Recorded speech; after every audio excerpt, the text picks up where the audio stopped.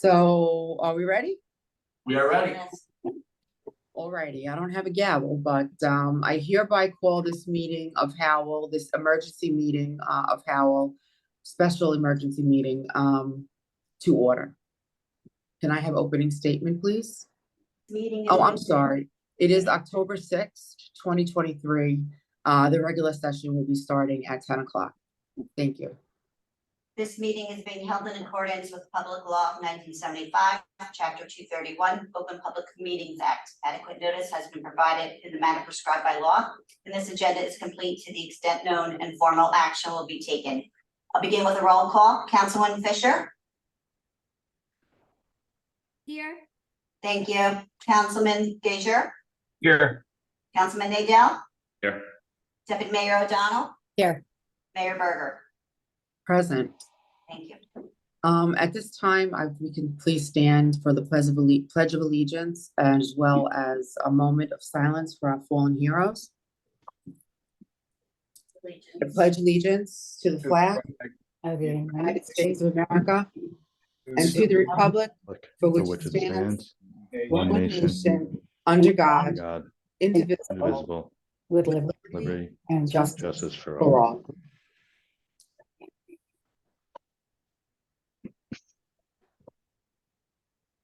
Thank you.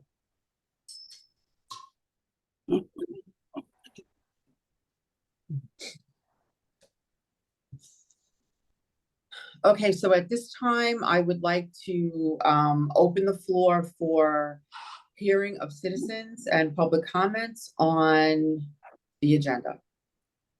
May I have a motion to open?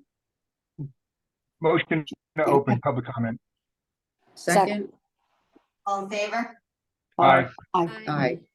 Thank you. Each person shall first give their name and address to the clerk. The council should be addressed as a collective body and not as individual members. Each person shall have one turn to address the council, and comments shall not exceed until the 5 minutes. Speakers shall be notified when their time has run, and no time extensions shall be permitted. If you wish to make a comment, please raise your hand.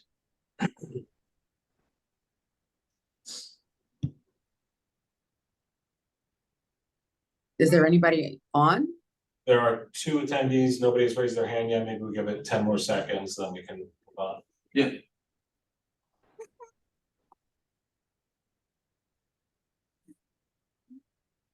See no hands, so no comment. Motion to close public comment. Motion to close public comment? Second. All in favor? Aye. Yeah. Consent agenda items. Next, we'll vote on the consent agenda items. Does anybody wish to vote on the consent separately? I think so, yes. Yeah, we can talk about it in separate motion, separate vote. Okay, so may I have a motion for resolution R23-339, authorizing a permit for fireworks display at Trunk or Treat on October 26, 2023. I'll make a motion to approve resolution R23-339. Second. Councilwoman Fisher? Yes. Councilman Gager? Yes. Councilman Nadell? Yes. Deputy Mayor O'Donnell? Yes. Mayor Berger? Absolutely. Thank you. The resolution passes. Resolution R23-340, concerning utilization of a health reimbursement account in relation to employee health benefits. So I have a question. I would just like to say something about it. I'm just not quite sure where we do that. We need a motion and a second, And then we could be open for discussion on the motion. Thank you. So may I have a motion for R23-340? Motion to accept R23-340. Second. Okay, now it can be open for discussion on the motion, and it might be beneficial. We have Jacob Krakauer here from our insurance broker and run through what we're doing with this by way of this resolution and what the plan is, because I think there's some misinformation out there about what exactly this resolution does. I think there's a concern that we're unilaterally changing employee benefits for the worse. And that is absolutely not the case. So A, we don't have the ability to do that legally. B, we have union contracts creating Direct 15 as a benchmark. And C, what this particular program does is allow us to take advantage of a lower premium plan and then to essentially self-insure the difference and reimburse our employees so that the coverage they end up with is equal to or better than Direct 15. So I'll turn it over to Jacob. Thanks, Joe. I'm sorry, Mayor, did you have a question? I think I saw you about to speak. Yeah, I do. So the majority of the council passed the budget, citing that the reason why we increased our budget by $3 million was because of health benefits increasing and of a couple other things, of course, but that was one of the major issues of why we had to raise our taxes by $3 million in the town for this year. If this is going to be saving money, how does it work? How do are we lowering? Are we able to lower the budget now and save money for taxpayers in 2024? That's a budget issue, Mayor, and that's obviously. I'm asking if I can complete my question. I'm answering your question. You're asking what can we do with it? I didn't finish my That's a question. budget question. So yeah, we did. We had a gigantic health insurance increase last year. It was a 24%. I know. This year was going to be 7.5. I read all the information. Just on health insurance, we're taking a budget hit of almost $1 million. A third of that gets passed along to our employees as part of their Chapter 78 cost. Taxpayers have to absorb the rest. So yeah, we're looking to save over that amount so that budgeting next year becomes easier. But in terms of having a budget prepared that accounts for this, we need to get this passed and then we need to prepare the budget for next year.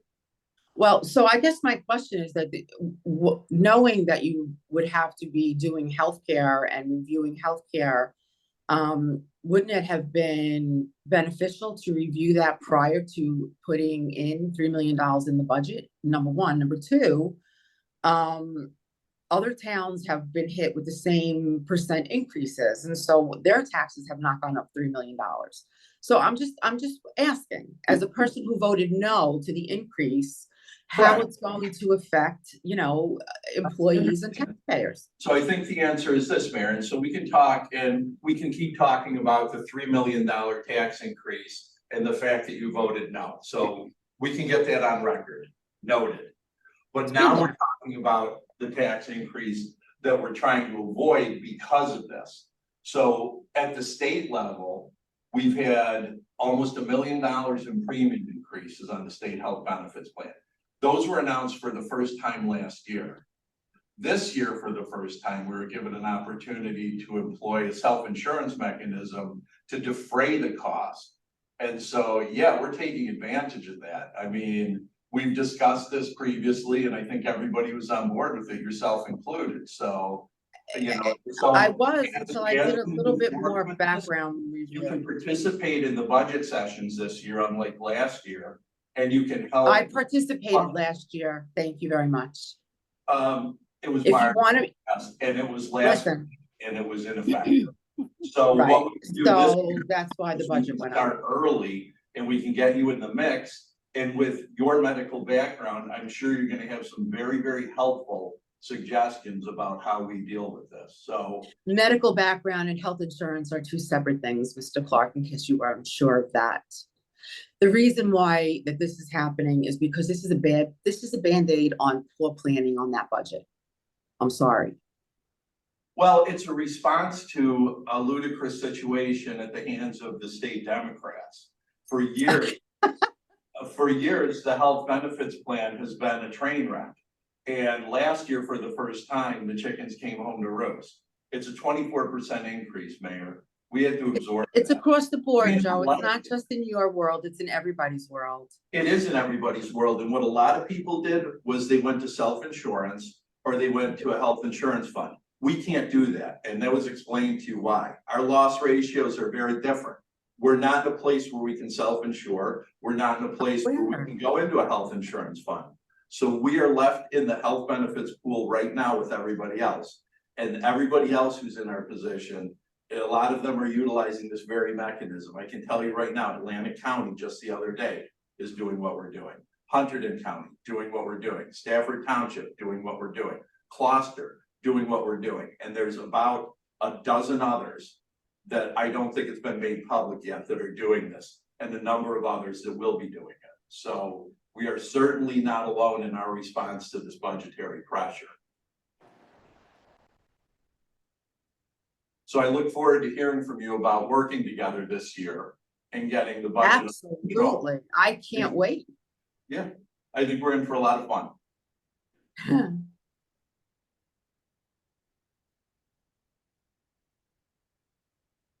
So why don't we have Jacob walk through what the plan does? All right, thanks, Joe. I So, think he's done that, but go ahead. He all right, isn't public. just so everyone knows what the program that the township is set to put in place for January 1st, 2024. What we do is we shift every one of the members into the direct 2035 plan, and then we use the difference card HRA system to make everyone whole on all those benefit differences. So part of the exercise that we went through with administration is to ensure office visits remain the same. And when I say office visits, chiropractic care, make sure there's a 30 visit cap, just like they had under their Direct 15 if they move to the 2035. Physical therapy still unlimited. So there's no visit limitations in terms of the differences between the Direct 15 and the 2035 program. The only difference is dollar amounts, right? And what that difference card is meant to do is to make everyone whole on those dollar differences. So what the township's going to do is shift everyone into that 2035 program, and then they'll use the difference card HRA system to backfill all those dollar differences and benefits. The difference card is projecting the township to save a little bit, close to $600,000. They're guaranteeing the savings of a little bit over $300,000. So by the township moving into this vehicle, we're able to keep the benefits equal to or better than to the staff, and we're able to guarantee a savings of $300,000 with an expected savings of close to $600,000. So the money's real. The difference card has an insurance program that allows to guarantee the savings, which is why they're able to project that $300,000 savings benchmark. But they're more expecting it towards a little bit over $500,000. And as Joe said, we spoke directly with them to find out what other entities are doing this within the state of New Jersey. And it looks like they have a little bit over a dozen that are going live for January 1st, 2024. Part of the process is getting approval and passing resolution. And the approval through the state would be by sending a copy of the passed resolution. So that's really the last step we're at to move forward with implementation. Our team did meet with the entire staff. We went through the exercise to make sure they understand how the program works. And obviously we plan on coming back in December, doing some night meetings in October as well. So if the staff spouse needs to be part of that, we have a very robust setup to make sure all your members are educated to know how to use the new health plan. This is a year deal. So what we'll do is we'll do this for January 2024. If the township likes the savings and enjoys the programs, we'll work with the difference card to try to renew for 2025 and go through a similar exercise.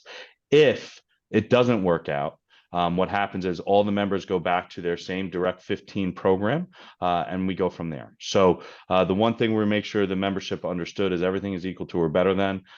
We are guaranteed savings, so it's going to help obviously offset whatever increase you have in your budget. And that's pretty much the gist of the program. Like we said, the difference card system is meant to make everyone whole from a financial standpoint. The township is the one that's financing the actual dollars to make all those members whole.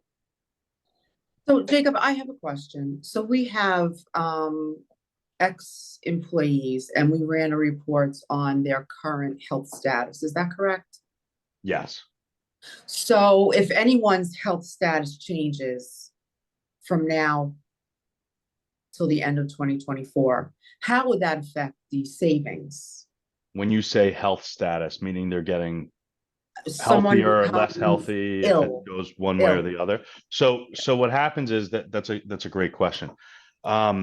Regardless of what plan you're in, once a maximum dollar threshold is met for that plan, the insurance companies pick that up at 100%. So what happens is the most the township could be liable for in terms of reimbursing members to make them whole on a family contract, right? We're going to use the largest exposure would be $15,120. And that's how much the township might have to backfill to, let's say, make that member whole. The good thing with the difference card is they're guaranteeing savings, right? So let's say, you know, the claim spend comes in hot and you have more sickly people like you're saying, Mayor. And let's say the claims come in and the township only saves $200,000. Upon renewal, it doesn't matter if you renew with the difference card or not, they'll cut a check back for the $100,000 amount to make you whole from the guarantee based off what the township spends. So in terms of if more people are getting sick, there is a cap, because remember, the insurance company picks everything up at 100% once that cap is hit. But it's going to really have no impact because the difference card is guaranteeing savings based on, you know, their utilization, you know, obviously going through this last 25 years they've been in business.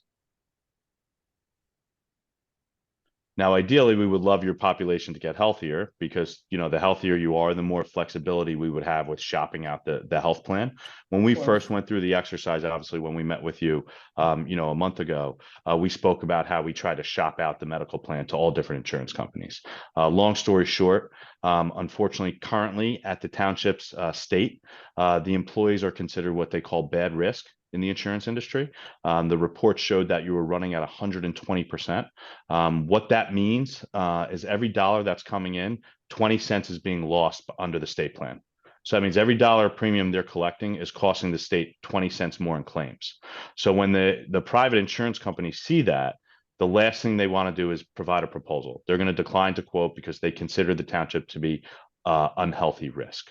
So the goal would be obviously to implement the difference card program, make sure your staff is aware how to use it, how to use the medical program as well, make sure they take advantage of the wellness program that's under the state health benefit program, and to make sure they know how to navigate through the the healthcare system in a more efficient manner, right? Talk about maybe taking generic drugs over brand name drugs. That'll help save costs and will reduce the utilization, which hopefully can shrink that 120%, hopefully down into the 80s or 90s. So we get an opportunity to pull you out of the state health benefit program. Also making sure using urgent care centers, you know, only using an emergency room if you truly, let's say, have a heart attack or something that, you know, is really severe to where your life could be, you know, at danger. But those are all, since I am in healthcare, I will be able to use that now at this point in the conversation, right? So we have, I try to do an analysis just over medications with my organization, just to see how it would fall out. The number of people who used the most is a small number, but many of those medications carry a very high premium. There are no generics for them. So what happens at that point when, you know, that medication is a $10,000 medication? There's And really that nothing. There's really nothing. Yeah, it's, you know, and I'm assuming, Mayor, what you're referring to is what they call specialty medications, right? So the specialty medication industry and environment it's a hard subject. Those drugs are expensive. When the mayor is referring to the specialty drugs, we're talking $10,000 a month is what these medications could cost. You know, it could be a little bit less, a little bit more. You know, like hepatitis C, for example, the treatment for that is considered a specialty drug, right? So some even of those things. psoriasis, there are medications for psoriasis that are $12,000 a month. Absolutely. Now, for those scenarios, there's nothing you can do, right? You just got to hope the member works with their doctor, they get healthier with the medications they're taking. Sometimes a specialty medication is not a solution. It's just to stabilize their condition, and they're going to be on it for the rest of their lives. It's a very hard topic. The problem is, from a state standpoint, they don't release that line of detail, right? So if you were out of the state, let's say you were in a self-insured program, we'd be able to get some data specifically to really target the membership to make sure they're making healthy decisions, et cetera. But unfortunately, there's no way around those individuals. They're going to be on the plan one way or the other. The key for them is RX adherence, right? We want to make sure they're staying up with their medication, because it's only going to help their healthcare. It's going to slow down maybe the claims at the hospital, the medical claims, et cetera. But unfortunately, there's no solution to those problems unless these prescription manufacturers come up with a solution that's going to make it, a lot cheaper in terms of the spend on that. So how does that then affect what the township retains or makes? Well, when you say the township retains or makes, You said that there was a commitment of $300,000. Yeah. So how does that affect that? Would that affect it? It does not. It does not. So what happens is, let's say you have a large number of specialty medications that cost $10,000 a month. Remember, I was telling you, after $15,120 is spent, the drug company, OptumRx, and the medical company, Horizon Blue Cross Blue Shield, they pick up all those coverages at 100%. So what happens is, those individuals that hit that maximum out of pocket, once they spend that out of pocket dollar amount, what's going to happen is then the insurance company pays those things at 100%. It doesn't help your claims experience, right? It's always going to hurt that number, that 120%. But the good thing is, you're capped on a very small dollar threshold to make your members whole from the differences from the 2035 to the 15 plan. So the difference card program is really not going to have an impact on those type of scenarios. All it is taking advantage of the difference in the dollar amounts between copays, deductibles, coinsurance, et cetera. Those maximum out of pockets, that still lies on the state health benefit program. So it's going to be a minimal spend on the township side to kind of make your members whole. And those specific scenarios are not going to impact that savings, the $310,000 or $600,000, savings that you're going to hit. Those claims, they're accounted for when the difference card does their projections. Mayor, could I ask Jacob a question? Please. Hi, Jacob. Hey, Fred. This plan was completely foreign to me. I'm on Medicare. I opted out of the state benefits program, their direct program, because it wasn't beneficial to me. I still wish I had my regular insurance, but I don't. So I'm on straight Medicare and Blue Cross Blue Shield. And we deal with OptumRx, and we know how bad they are. I mean, it's bad. I know what the mayor's talking about.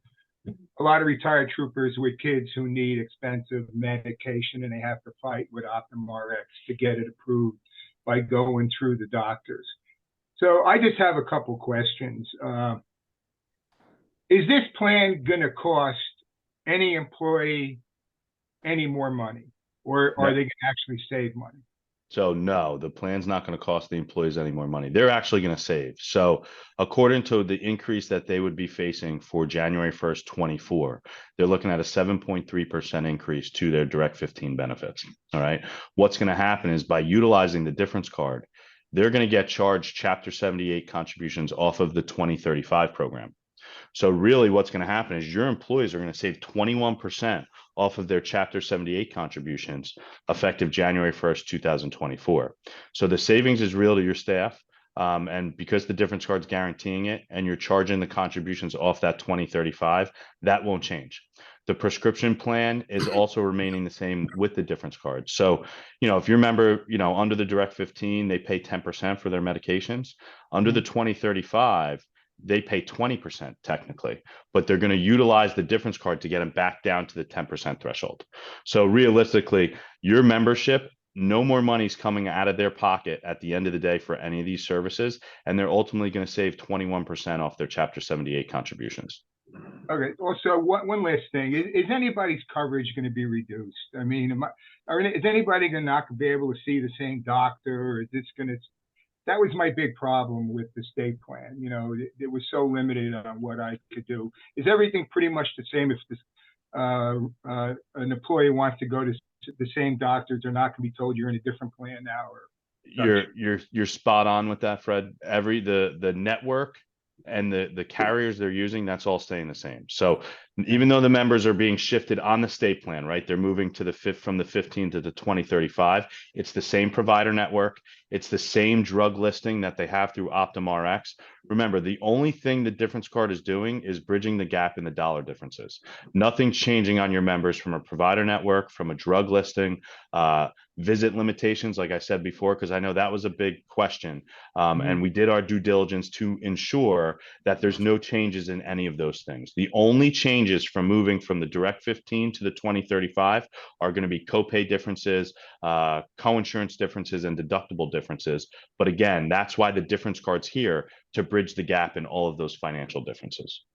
all right, A couple of quick points too, just very quickly. So this program with this HRA that we're doing, this only became available this year. Otherwise, we probably would have been talking about doing it last year. So it's a brand new option to us. Secondly, we've met with all of the union leaders to discuss this last month. And then we had 2 days of meetings with employees to discuss what's going on. And we're going to schedule more meetings with the employees and then with any of their family members, their spouses who might want to come in and learn about what's going on as well. So yeah, this isn't happening in the dark. This has been vetted with the employees, and you know, again, nobody is suffering a loss of coverage. Nobody's going to be out of pocket more. We're making all of that up. So it's an opportunity to try and save money so that we're not facing the same cost increases that we would have had to bear had we stayed in direct 15, which is an option.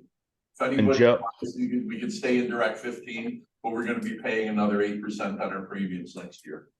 And Joe makes a great point. You know, it was actually never approved under the state health benefit program prior to May 1st, 2023. So just so everyone understands, Hunterdon County was the first group to get approval to do this through the state health benefit program, which has kind of caused a domino effect at this point, right? The difference card has over 12 clients going live for January 1st. So this is getting very popular out there in the municipality space.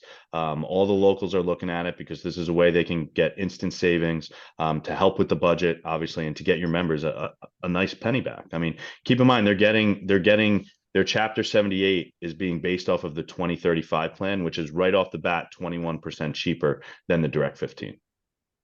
I mean, I understand that for some people this could be stressful. I remember any time the benefits changed in my old job, everybody was wondering what they were going to take away because they never changed it to make it better. It was always moving from this to that to hide something or charge you more or give you less coverage. That's why I wanted to make sure that we weren't doing anything like that. And one thing Joe was clear too during the meetings is, you know, we're all in this together. This is not, you know, union against administration or et cetera. This is, everyone needs to be in this together. And there is an education curve. Fred, you're 1,000% right. There is change, right? There's now an extra step with how they need to navigate through the healthcare system by utilizing the difference cards claims engine. So we were very clear with the staff, and we make sure they understand the trade-off for that is getting a 21% reduction on their Chapter 78 contributions.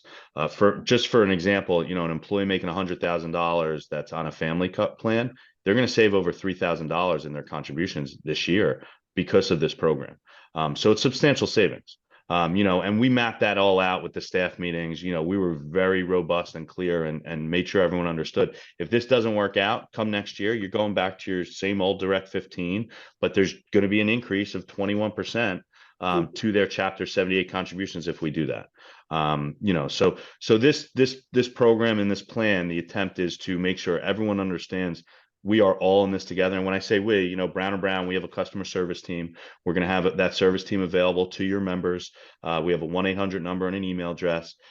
We will be at all the meetings that the difference card puts together in December. Like I said, we're gonna have 2 night meetings in October as well.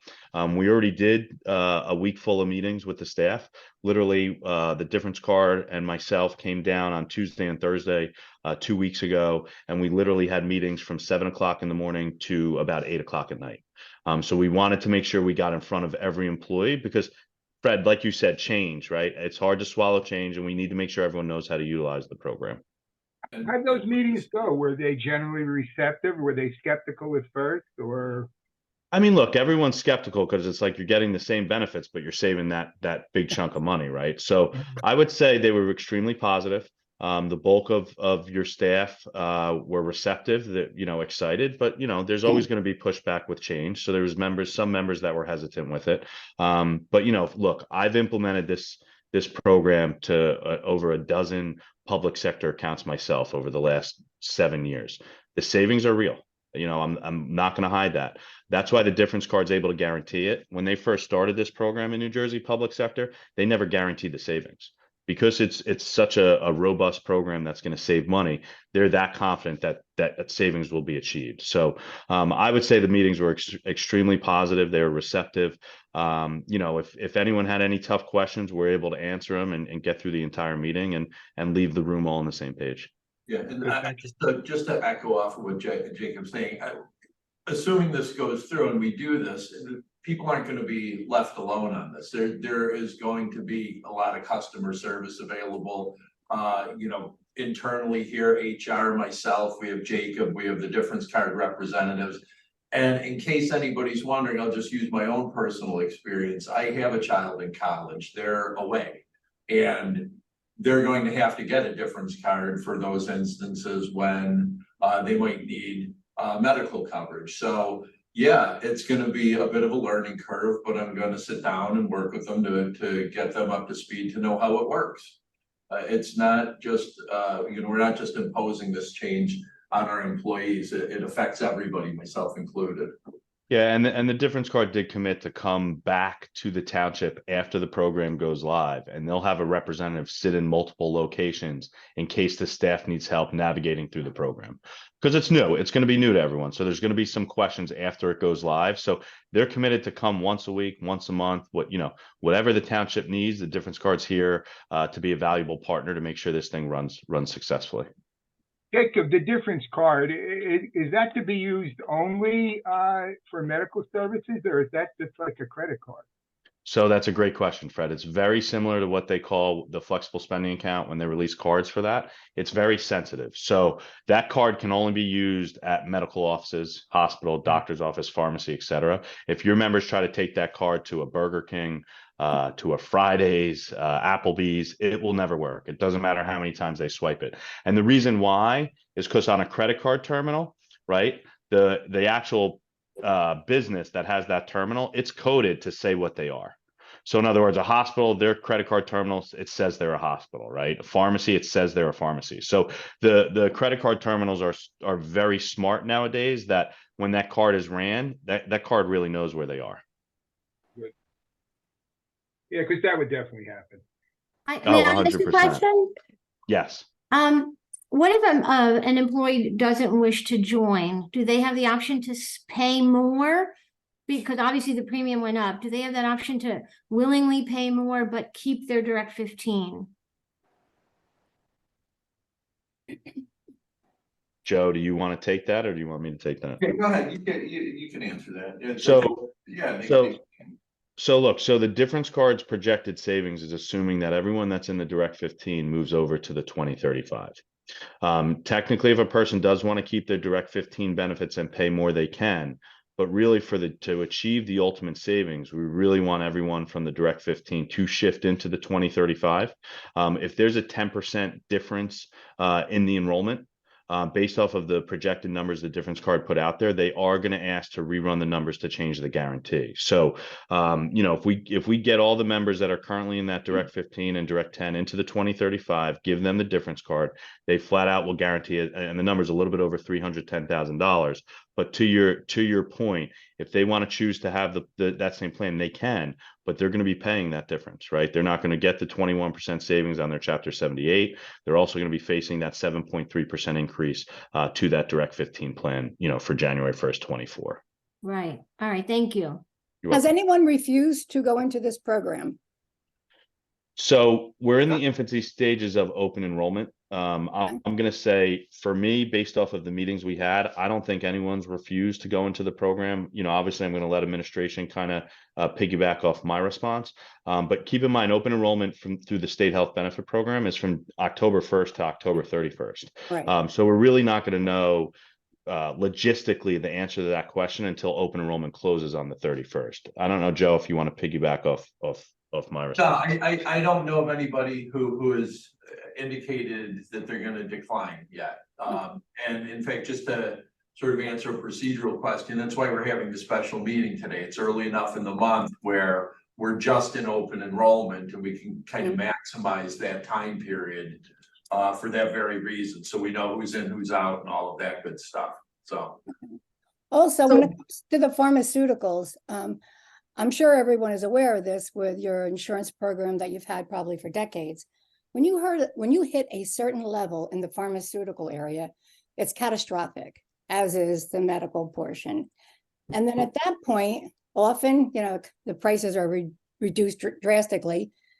However, during the course of these extraordinarily high premiums on pharmaceuticals and specialty medications, I have found, and many people I know, you work with your doctor, he writes a letter of necessity.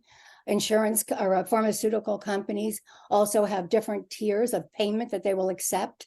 So I always urge people to, take the initiative to try to make sure that you're getting the very best price, especially on these extremely high medications, thousands a month. I know I had that happen in my household.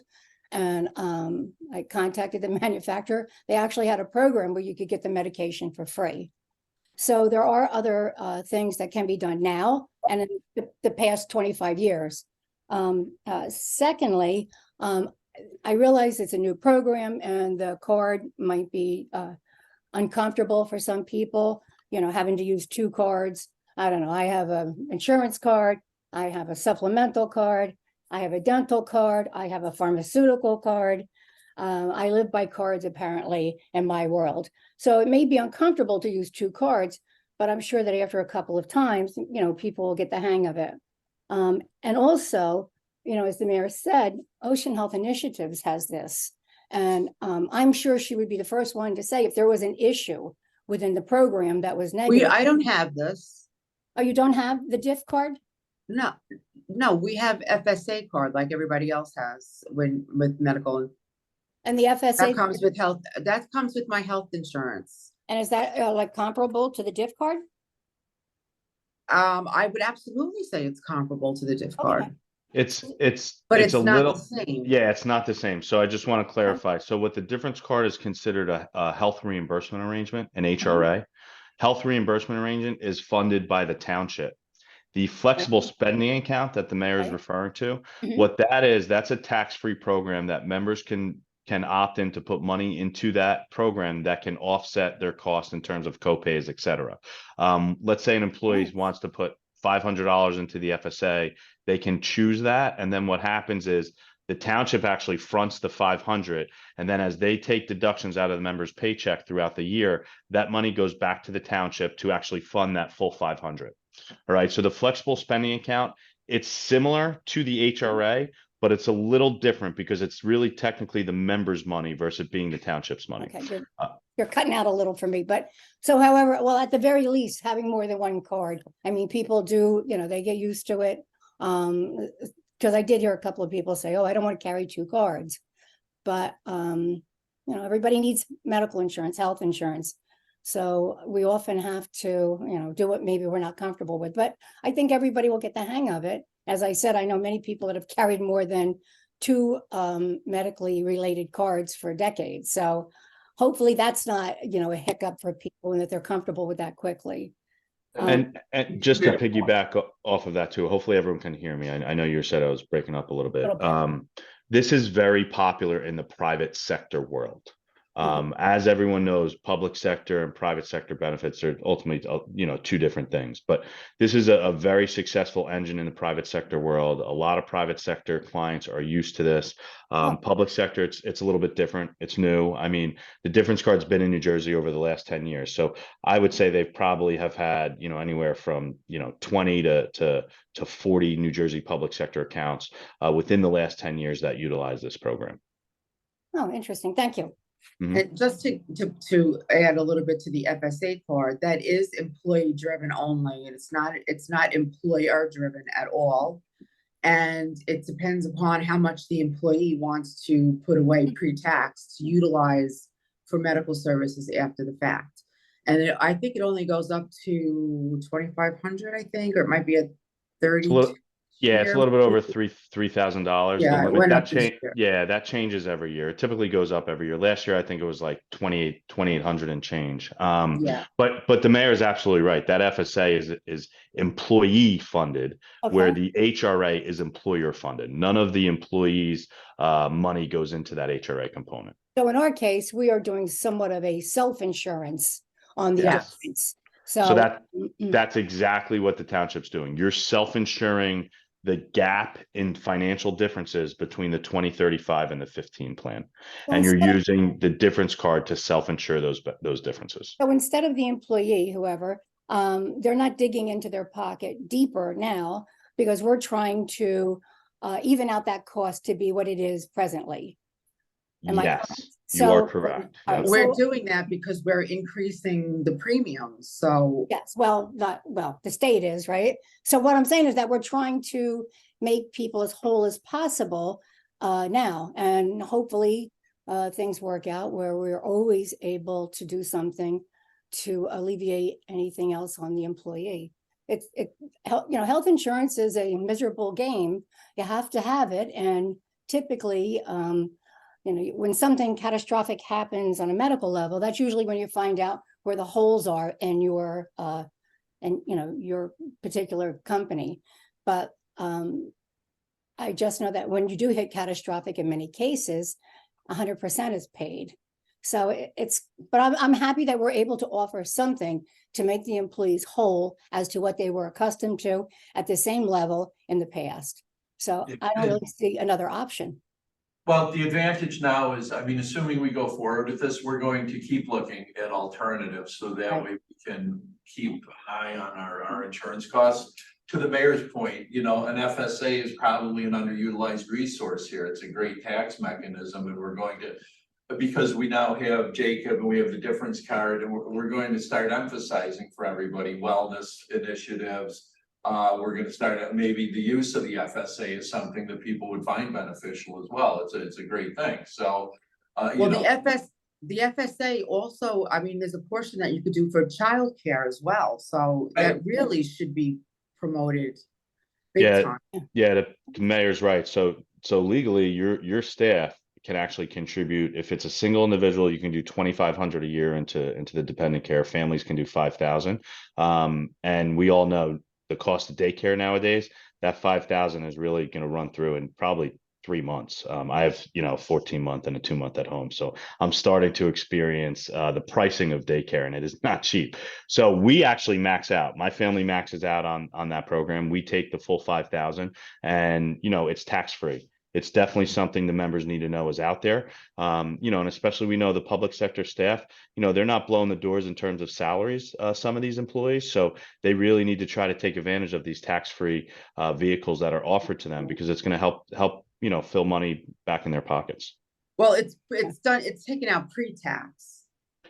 Yes, right? but taken out pre-tax and it's tax-free. Yes. So look, it's taken out you got to think about it. If someone's paying cash for daycare, it's really costing them 30% more versus taking it out pre-tax. So it's a big chunk, and if you do the live example with your staff, they'll start to understand that, and hopefully they'll take advantage of, the FSA and the dependent care FSA. Does anyone have any other questions kind of on the semantics of the difference card, the financials, anything else I can answer in terms of that, or health insurance in general? All I want to know is you know, I know this is like a what if question, but you have to start reviewing now for 2025. So do you have an anticipation if this is going to cost more in 2025, if we will be able to save more in 2020? You know, like, do you have you So, done any future projections? Just so asking. look, the difference card is going to have no impact on what increase the state is going to put forward for January 1st, 2025. And we're Understood. really going to have no idea what we're looking at in terms of that increase until July of 24. So the way and I'm saying increase because honestly, understanding that vehicle, understanding the pool that's left in that vehicle, I know you guys experienced some decreases during COVID. I don't think that's in our near future under the state health benefit program. We know they're really lacking the funds they need on that vehicle. So my community is under the impression you're going to see some major increases, you know, over the next 5 years in that program. But we're truly not going to know until July of 24. That's when they actually release their Yeah. renewal recommendation. And then what they do is they typically finalize it towards the end of July or sometimes in August. This year, they finalized the rates, I want to believe, on July 31st this year. So we're expected to know more around that time frame. But then also we'll work with administration to receive the reports needed to see if we can try to pull you out of the state, right? Because that's the ultimate goal. If we can get you out of the state health benefit program, the goal would be to kind of get your risk healthier, pull you out, so we can try to give you some stability. You know, they have something called a health insurance fund out there that a lot of local municipalities are taking advantage of. The reason why they're taking advantage of the health insurance fund though is because they're good risk. If you go to a HIF, they can pick and choose who they want to take in. So when we presented, you know, Howell's loss data to the HIFs, they said, we're sorry, we're not taking you because it's bad risk. If we can flip that around, get you that 80% range, like I talked about earlier in the meeting, then I'm confident we can get you into that type of vehicle. The HIF over the last 5 years has averaged a 2% increase.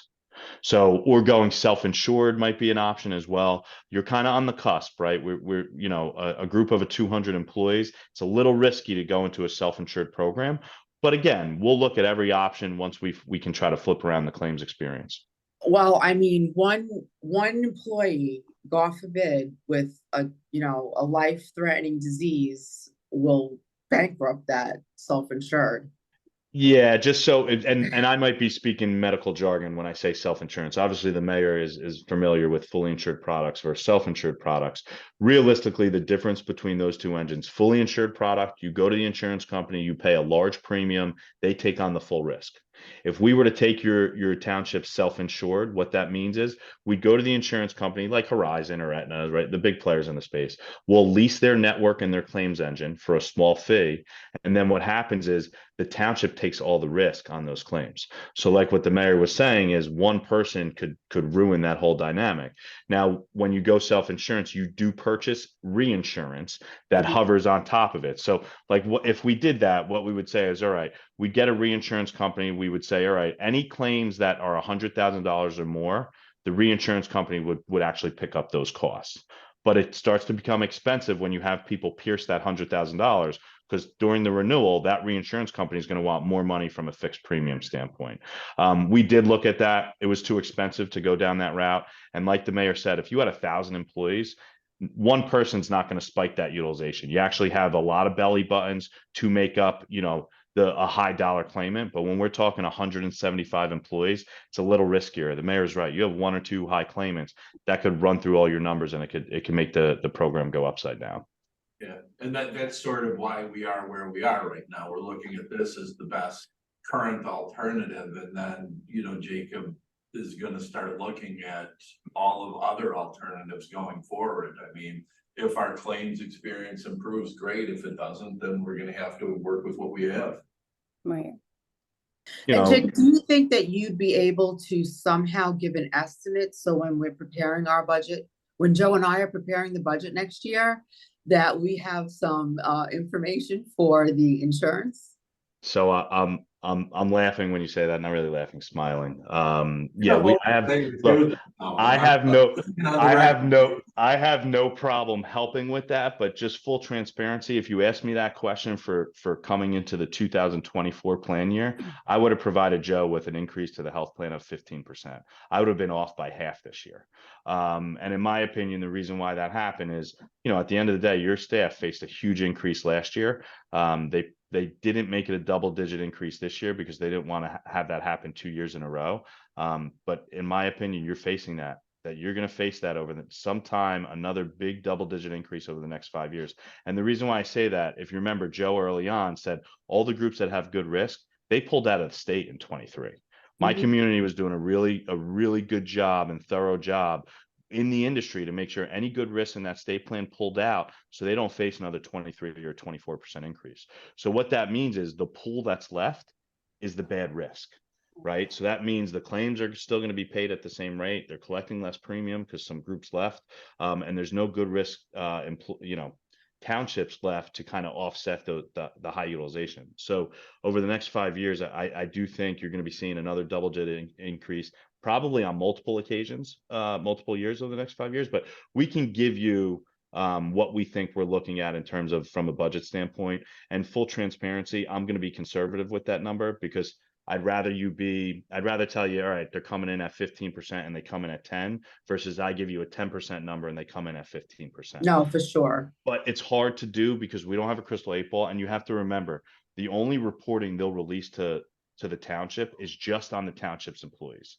In other words, if I was able to get reporting on the entire state plan and how they're running, I could pretty much narrow down, tell you what the increase is going to be expected in July. I can give you a much more defined answer to that question. But yeah, we absolutely can help. We have actuaries on staff that'll put together some numbers, but it's very hard to do because really the state only releases reporting specifically towards Howell, and it's still minimal at that point, full transparency. They don't really give us the full robust reporting if, let's say, you were self-insured, not in the state plan. Right. So the other one question I have is, what happens if I'm the employee and I say, I don't want to take the plan?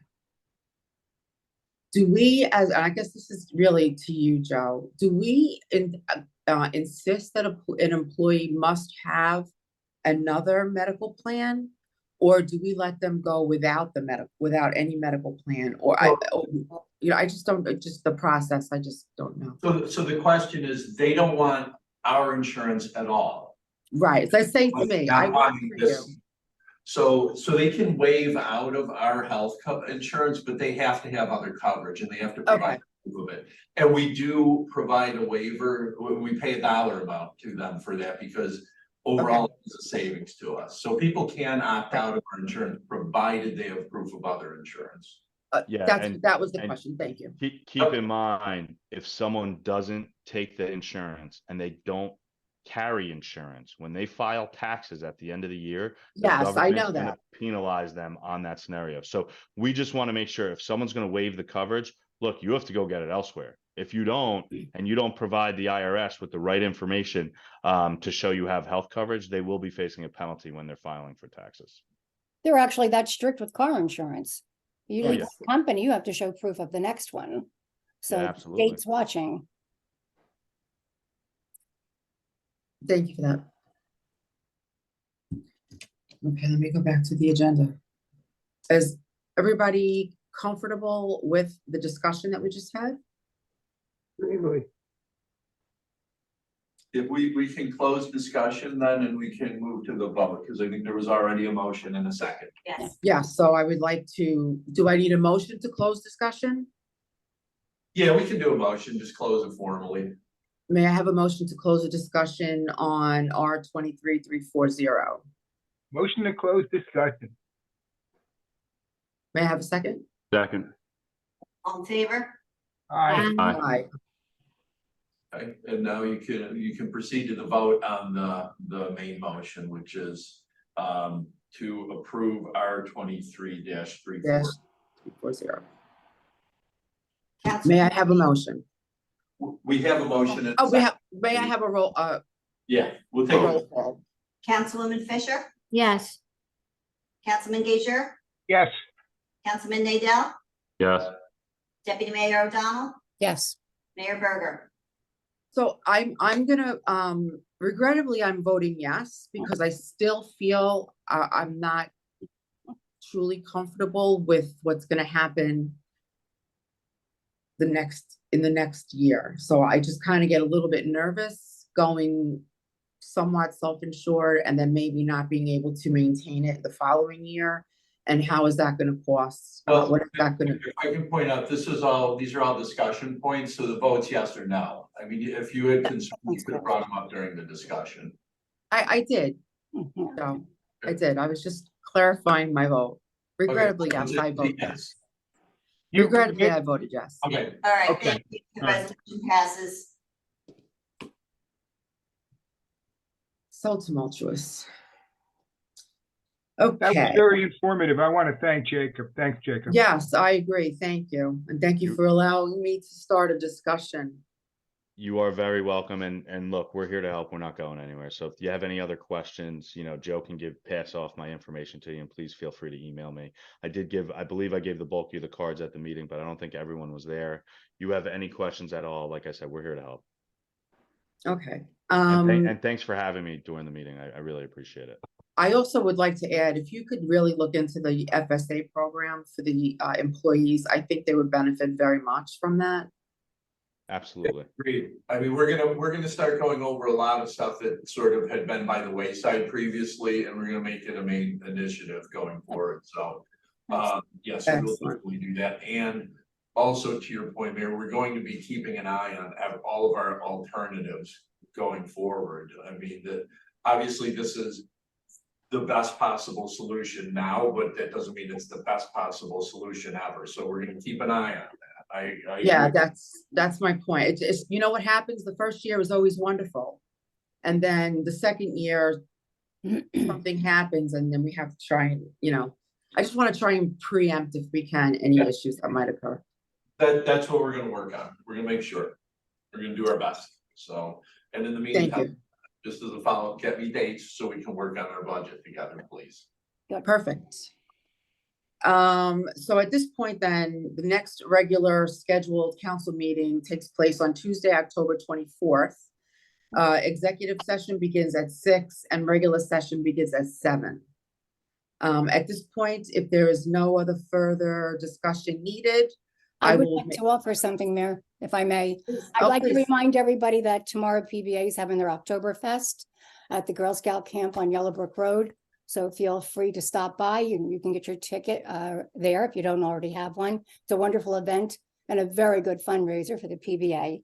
And although we will have a meeting before our trunk or treat on the 26th, just so that you mark it on your calendar now, this trunk or treat Halloween will be combined so that it's a larger event. Because we didn't have Howell Day, our fireworks are going to move over to the trunk or treat, as well as some additional fun things for the kids. So we're trying to make up Howell Day, and on the 26th, I'm sure it'll be a fun night for everyone. Thank you. So seeing no further business needed, may I have a motion to adjourn the meeting? Motion to adjourn. May I have a second? Second. All in favor? Aye. Aye. Thank you. Thank you. See you Bye. tomorrow. Bye, everybody. Bye. Hi.